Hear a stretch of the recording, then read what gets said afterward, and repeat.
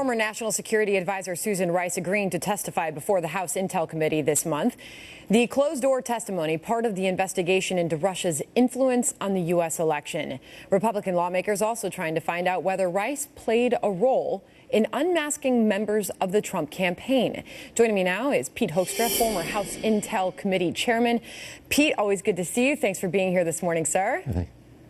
Yes. All right, so what do you expect will come out of this? Again, reiterating that this will not be public. This will be a closed door. This is an absolutely critical hearing for the House Intelligence Committee. You know, there have been lots of issues raised about what the National Security Agency, how much have they been listening into Americans?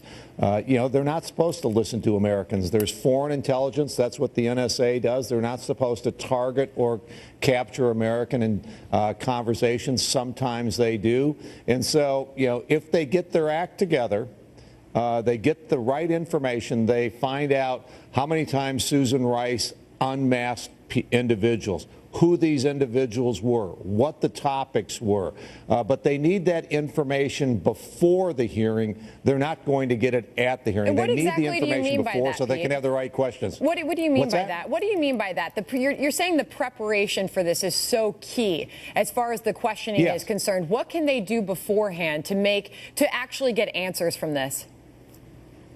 What they can get is, you know, the intelligence community should be able to provide them, okay, here are the number of times that, you know, in the last half of 2016, Susan Rice asked for unmasking.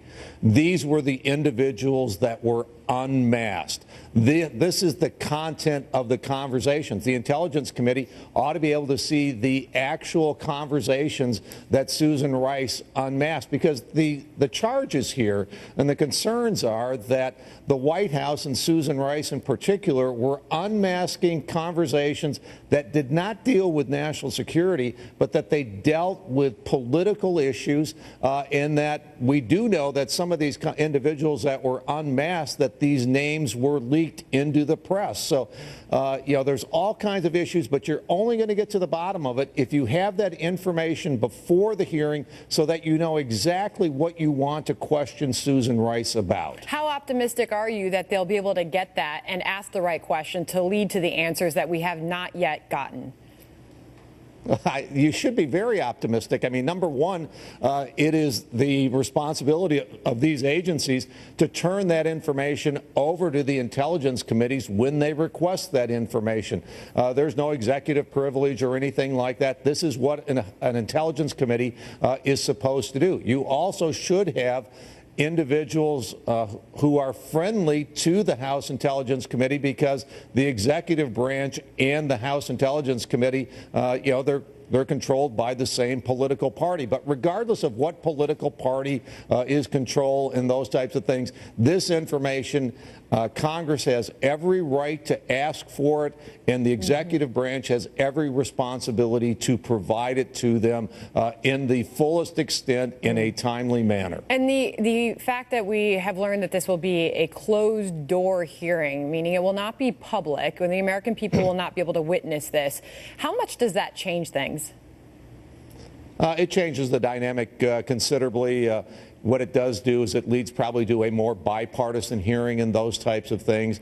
But, you know, it's going to be hard. And I just want to make one other point back to your last question. Remember, Senator Graham, Senator Rand Paul, they've asked the questions, have we, you know, during the last presidential campaign, were we tracked? Were we monitored? Were we unmasked? And the intelligence community has been unwilling to provide them with those answers. And so, you know, this may not be an easy job for the House Intelligence Committee to get to the bottom of it, because for some reason it appears the intelligence community has not been fully cooperative.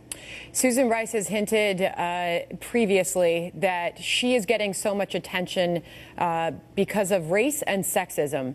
Is there anything to that, Pete?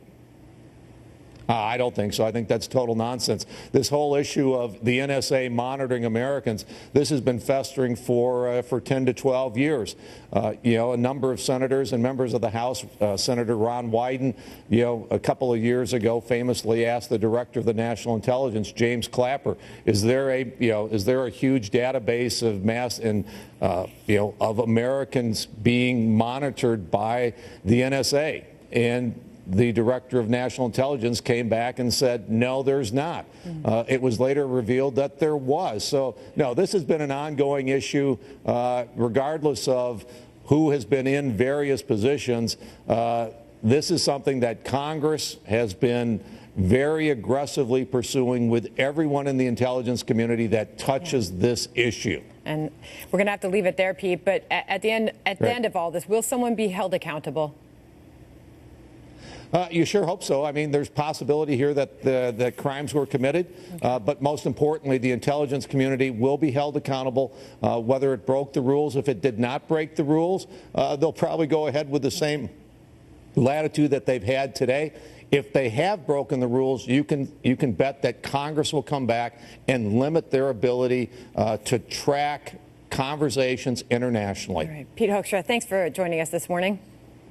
Always good to be with you. Thank you. All right. That all happening this week. All right. House Republicans scoring a pair of victories, making good on President Trump's promise to crack down on illegal immigration. Now it's the Senate's turn, where things are far from certain. Texas Attorney General Ken Paxton weighs in as we look ahead on Sunday Morning Futures.